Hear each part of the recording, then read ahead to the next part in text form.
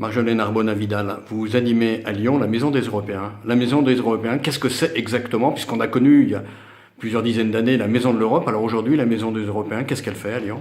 Eh ben, c'est la même. C'est la plus ancienne maison de l'Europe de France qui date de 1958.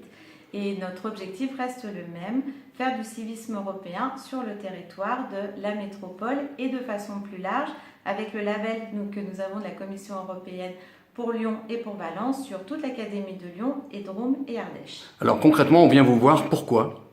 Tout plein de choses. On vient nous voir pour chercher des fonds européens, on vient nous voir pour avoir une expertise sur une thématique spécifique, comprendre comment ça fonctionne, qu'est-ce que ça veut dire une politique européenne, comment est-ce qu'elle s'applique sur le territoire.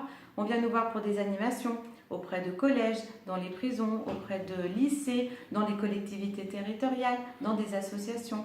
Dès qu'on a un angle Europe, on est là pour y répondre et on s'adapte à la demande. Aujourd'hui, dans les personnes, les associations, les structures qui viennent à la rencontre de la Maison des Européens, comment apprécient-ils l'Europe? Qu'est-ce que vous sentez comme retour? Ça dépend. Alors, on a quand même majoritairement des gens qui sont europhiles ou du moins qui se posent des questions sur l'Union européenne qui viennent nous voir. Après, on a beaucoup de questionnements sur où est-ce qu'on en est de l'Europe aujourd'hui, quel est le projet, comment va ce projet. Et c'est plutôt bien que les gens se posent des questions parce qu'après, il va falloir qu'ils aillent voter le 26 mai aux élections européennes pour choisir quelle Europe ils veulent et comment est-ce qu'ils veulent que cette Europe évolue.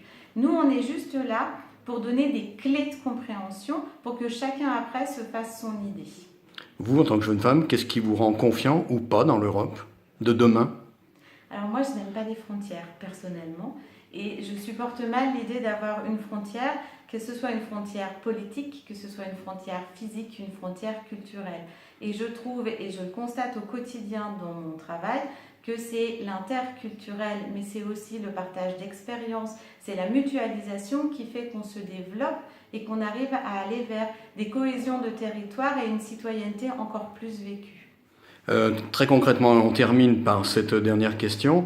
Souvent, on ne sait pas que l'Europe intervient très concrètement par des financements sur des projets. Alors, si on peut en citer quelques-uns, sur la ville de Lyon, par exemple, enfin la métropole lyonnaise. Alors, on en a tellement, mais pour les gens au quotidien, par exemple, Confluence a été très largement financée par l'Union européenne. Aujourd'hui, la gare de la Part-Dieu, c'est la même chose. Il faut savoir qu'on a beaucoup de Lyonnais dans les lycées qui partent avec Erasmus+, également. On a tellement de choses. Le mieux, c'est de venir nous demander si on a quelque chose dans son quartier ou dans son domaine qui a été financé par l'Union européenne.